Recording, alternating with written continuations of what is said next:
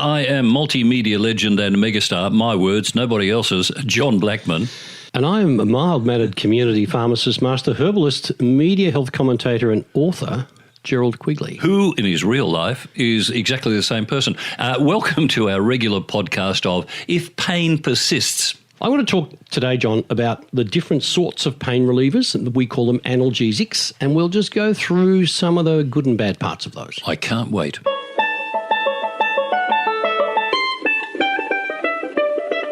Hi there, and welcome to our podcast, If Pain Persists, hosted by media legend John Blackman and Gerald Quigley, pharmacist and master herbalist. If this is your first time listening, thanks for dropping in. There's plenty more to come. These podcasts are all about avoiding pain, keeping healthy, and enjoying life. Visit our website, ifpainpersists.com, where you'll find all our podcasts and you'll be able to post questions about your health on Gerald's blog. You can also follow us on Facebook and Twitter and subscribe to If Pain Persists on iTunes. It's free. Now, let's get on with the show. Talking about pain relievers today. Now, how can we effectively treat pain? Now, I know that's an all-encompassing question with probably, it's like the how long's a piece of string question in a way, isn't it? Yeah. Almost, John, because every single one of us responds differently to pain. So what might be really painful for me because of your incredibly strong, healthy constitution, and I say that very much with my tongue in cheek. In both cheeks. You may not, you've got one tongue. You may find it's not really a problem at all. So pain is about perception. Now, if you touch a hot stove, there's no way you'll leave your finger on that stove. You'll get it away straight away. Because your brain has perceived, oh, that hurts. That's right. Yeah. I've got to get away from it so it doesn't happen again. And let's just say that pain continues because you didn't take it away quite so quickly and it became a blister and it became really swollen and very sensitive if you touch something else. Then you may elect to go on and take a simple pain reliever or analgesic, as we call it, and the simplest of which would probably be paracetamol. So we're looking here in a scale of 10, we're probably looking at about a 2. Yeah. Because you don't need a whacking strong thing, even though it's a bit sore. Yeah. Most of us would have paracetamol in our cupboard or handbag, and I bet you've got some. You've got some in your pocket. I just happen to have some here. Meloxicam, is that? No, we'll get to those things which you should not be taking anyway. But we'll get to that soon. It's known as another name as Mobic. It's Meloxicam is the generic name. But, is it? But yes, but I have been lecturing you about those for years. I carry them with me at all times. I know they're performance enhancing, and they don't do your golf any benefit at all. Anyway, let's get back to the subject. Paracetamol is the simplest of the analgesics. Yep. It's the simplest, and it's regarded generally as safe. That's a phrase. We have to be very careful about paracetamol and treat it with respect because it affects your liver. It's potentially liver toxic. Can we mention brand names here, Gerald? Most pain relief tablets have paracetamol in them, don't they? And they'd be fairly well-known brands, yes? Yes, they would be. Yes. And that's fine. You go ahead and mention them, John. No, I'm not going to mention them. No. Yeah, yes. No, I can see that look in your eye. You say, don't mention the brand. I don't mind if you mention the brand. But sadly, the regulations prevent me from really talking about brands, which is a little bit unfortunate because there's sometimes there's good brands and bad brands based on lots of other things. But some brands that claim to do things that they don't do. That's another topic. Back to paracetamol. So paracetamol is usually the pain reliever of choice for an older person. Yep. An older person who might be complaining of aches and pains and has some blood pressure and perhaps some cholesterol. Yeah. And you notice why I'm looking at you when I say this. I'm thinking I know somebody like that. But the thing is, with this paracetamol, one of the side effects, blood thinning or thinning of the blood? There is a relationship between warfarin, which is the drug we take for those people who must keep their blood circulation going round and round and round and round. Sorry, put my coffee cup down there. And so there is an interaction. So if you do take warfarin and you are taking paracetamol, that's what your pharmacist is for. Ask him because he will just explain some of the things that might happen. So maybe if you take, for your osteoarthritis, 6 high-dose paracetamol, 660 milligram paracetamol across the day, and then you have 1 the next day and maybe 3 the next day, your INR, the measure of your blood clotting ability, will fluctuate quite a bit INR, by taking what's that. that? INR is it's the international ratio of how your blood clots. Right, okay. So that's the thing. If you're on warfarin, you often have to go to the doctor and have a blood test, and then the dose of the warfarin tablets to stop the blood clotting is changed depending on that ratio. I often get asked when I'm going under anaesthetic, which has been quite a few times recently, Yes. If I'm on warfarin, why would they do that? I would hope that you would be asked well before you're actually being put under, so to speak, Yes. before you're on the slab. Yes. I would hope you've been asked that question a number of times. Why? Why would they ask me that? Well, it's important because it's important that if you go Could I die? Under, well, you never know your luck. Could I not wake up? If you're going under, everybody in that room wants to make sure you come back out of being under. Yes. You know, it's fairly important. Including the person on the slab. That's He'd like to think he was going to wake up as well. He's got the most involvement in the whole thing. Yeah. So, yes, there is. So, warfarin is a medicine. We might do a separate session on anticoagulants and warfarin because it's very important. And it's very commonly prescribed. So, paracetamol is something that can interact from an analgesic perspective. The other thing that interacts are what we call a non-steroidal anti-inflammatory, of which you pulled some out of your pocket there a minute ago, which you should not be going near. What are the risks involved with that? How many times over the years have I spoken to you about these things? So here they are, the risks. Just remind me, I've got a very bad memory. Kidney failure, gastrointestinal ulceration, Yes. and destabilisation of your joints. Now you're talking. So all of those things, now it's more for long term. If you're having one or two occasionally, in theory, to help your golf, in practice it makes no difference. Just if you're bad, you're bad. But if you're going to do that to stop pain from occurring during or after your game, that's okay. But, John, you must have them with or after food. Absolutely essential. Yeah. Because that stops them irritating your tummy. And it eats away at the lining of your stomach, does it not? Yes, it does. Yeah. It does. So you have been listening to a certain degree. Yeah. It can interfere with your blood pressure. Kidney function is all about blood pressure. And I'm not suggesting your blood pressure is out of control, but that's why you take a pill. And the other thing is that in theory, we're taking the pain away from your knee joints, in your case, in your feet.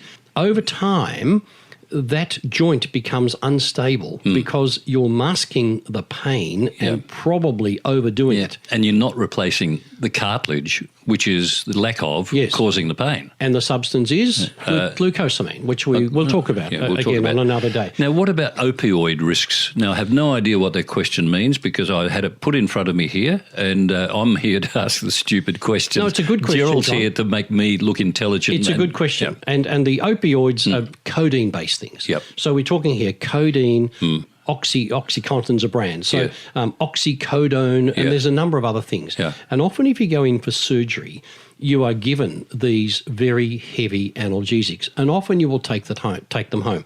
There are risks. There are risks of using them incorrectly. Yep. And I saw a stat the other day that was really quite frightening.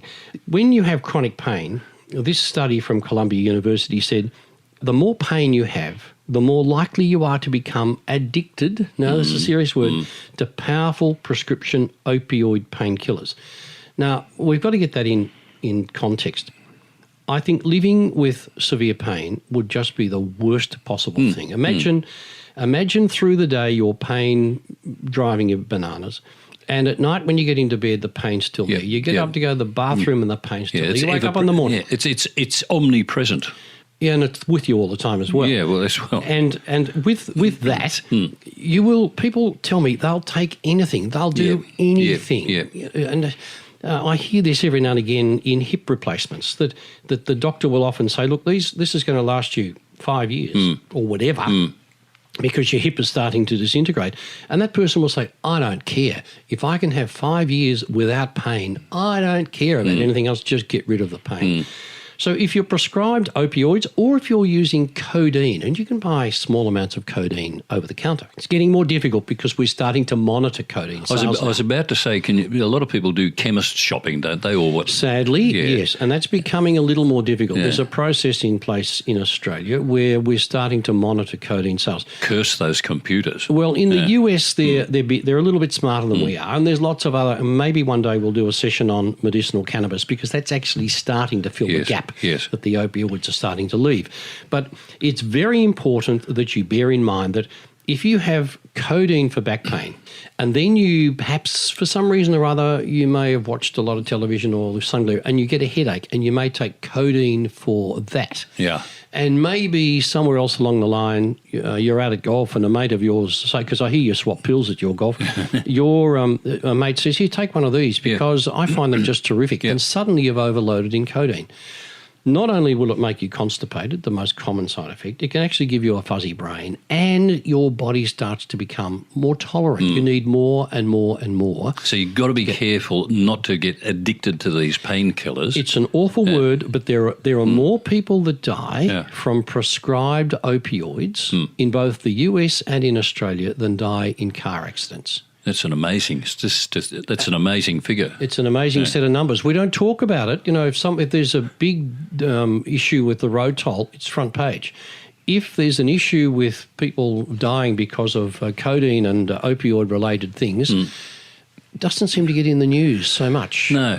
Can I mention aspirin as well? Yes. Aspirin was probably the first. Bayer aspirin back in the US was the medicine of choice as an anti-inflammatory, a long time ago. Oh, really? Yeah, that's where... And did it have an anti-inflammatory effect? No. Aspirin does have an anti-inflammatory effect because it's related to the pills that you take, the meloxicam, the non-steroidal anti-inflammatories. They're part of the same family. Aspirin also, you need to be very careful about taking it in the presence of food. So important. Every aspirin you take, even the tiny little 100 milligram once a day mini pill, mini baby aspirin, experts tell us that you get a little micro bleed every time you have one of those. Would it be safe to say you need to take food with every medication you're taking? No, there are some that you can't. If you take thyroid medicines, it's got to be 2 hours apart from food. Right, okay. If you take certain antibiotics, but usually... Well, the jury will disregard that idiotic comment. No, it's a good comment because the pharmacist will normally tell you, and hopefully if he doesn't, naughty, you will ask. And don't forget to ask as well for the Consumer Medicines Information Leaflet. That's the piece of paper. Which nobody ever reads because the writing's too small. Well, put your glasses on. That's very important. That lists what the medicine's supposed to do, what you need to look for if something goes a little bit pear-shaped, and all the other things you need to know. But isn't that the drug companies covering their own ass?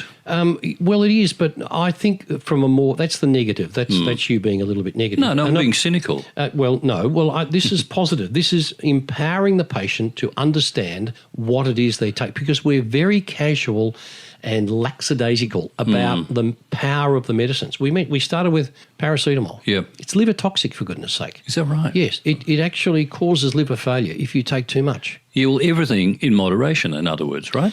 You take it until the pain goes and then you can stop and start looking at something else. Talking about pain, I've limped into your pharmacy. Where is your pharmacy, by the way? Have you got one? I'm not going to tell you where it is. I've got back pain. That's silly. I've got back pain. Yes. So where do I start, Gerald? What's the starting medication? Normally you will, and if you go to a pharmacy, you'll be asked questions is whereabouts in your back? Show me where in your back it is. And the most common is lower back pain. We all suffer from lower back pain because we're sitting a lot more. In fact, I read the other day that if you exercise for an hour a day, it offsets. Sitting is the new smoking. You need to exercise comfortably for an hour a day to offset all those detrimental effects of sitting on our tails for too long. That's what causes lower back pain, of course. Well, improper posture, lounging away watching television, but just sitting in general. So you'll be asked whereabouts. Show me where the pain is, John. And no need to undress, John. Put your clothes back on. I don't need to see all that. Just point where That's a lovely tramp stamp you've got there, John. That's so we'll see and how long you've had the pain, what you've tried before for the pain as well. Has it worked? And that a decision, the pharmacist is actually like a bit of a signpost. If he thinks that short term there's something he's got that may make a difference, just to ease off things and exercise the movement is very important. He or she may say, look, this is potentially serious. You've come in at an angle of 45 degrees. This is beyond anything I can suggest. You should go and see your doctor, who will then either organise medicines, organise an X-ray, organise a scan, whatever. Or a chiropractor? You may go and see a chiropractor. They are specialists in bone health. So if you enjoy going to see them, or an osteopath, that's your call. I find chiropractors very manipulative. Let's move on because I have some good friends that are chiropractors and they'll be after you. Are these things safe long term, Gerald? There are issues with everything long term, John. And the word here is tolerance. Mm-hmm. If we become tolerant to something, it means it begins not to work and we tend then to take more, or we add other medicines into the mix. Now, I'm not suggesting that you're a hypochondriac, but I think you go pretty close sometimes. And if the pain in your feet is not being controlled, I know that you would, if you were heading out to golf, you'll take anything. I'll take anything. Do anything to make sure you get around. I'd have half a bottle of red wine if it helped, Gerald. If it helps. Well, then you have difficulty focusing on the ball, John. And you probably answered this question earlier on during the podcast. I mean, who should I be asking about this stuff? Obviously, all those professionals you talked about before. And it's easy. The pharmacist is easy because you can usually get an opinion fairly quickly because there's someone there. Yeah. And you need to speak, obviously, to the pharmacist. Get some sort of direction and relay exactly how you feel, not just where it's hurting. So your sore back may stop you sleeping properly, may stop you doing the exercise that you normally do because your back's so crook. So you want some help. And then a call will be made. Yes, I can help you, or no, you should go along and see your doctor as soon as you can, and then come back and then we'll probably dispense some medications. Now, I'm going to ask you a question using a word I bet you thought I never knew. Tell me. Efficacy. That's very good. What's it mean? It means, efficacy. It means how long do these drugs take to lose their potency, if you like? Well, you could summarise it by do they work? Do they work? Yeah, that's really what efficacy means. The right one will work and give you a result. Efficacy is important in that there's no point taking something that doesn't work, doesn't give you a result. No. And if that happens, you go back and speak to your pharmacist again, who may or may not send you back to your doctor, call your doctor and say, look, I've got John here. He's taking these medications. He's getting nowhere. Can I add A, B or C? And depending on the relationship between the three of you, you'll get a quick answer. So you guys collude? No, we don't. We discuss with respect your interests. Yeah. That's not collusion. Yeah. That's probably the wrong word, Gerald. It was completely the wrong word, John. You consult each other. We consult respectfully with your interests as our primary concern, in spite of what you might think. All right, so there we go. If pain persists, make sure you consult your medical specialist. Well, you ask someone. Yeah. Ask someone. Don't suffer in silence because life's too short to put up with pain all the time, and it can be so debilitating that you struggle in the day and you don't sleep at night. Right. Lack of sleep makes pain worse. Just a reminder to our listeners that if you have any questions for Gerald, just go to our website, ifpainpersists.com, follow the links, and Gerald guarantees to either A, answer your question off air, or B, we might even include it in a podcast. You never know. I've got a great way for you to get rid of that pain in the neck that you were talking about before. That's only when you and I started. Goodbye. Yeah. Okay, bye. Thank you for listening to If Pain Persists. This podcast is hosted by John Blackman and Gerald Quigley. Remember to visit the website, ifpainpersists.com. This is where you'll find show notes and you can ask questions about your health and well-being on Gerald's blog. And you can follow us on Facebook and Twitter. Stay tuned and subscribe to If Pain Persists on iTunes. It's free. This show is produced by Media Man Productions. Until next time, stay healthy and happy.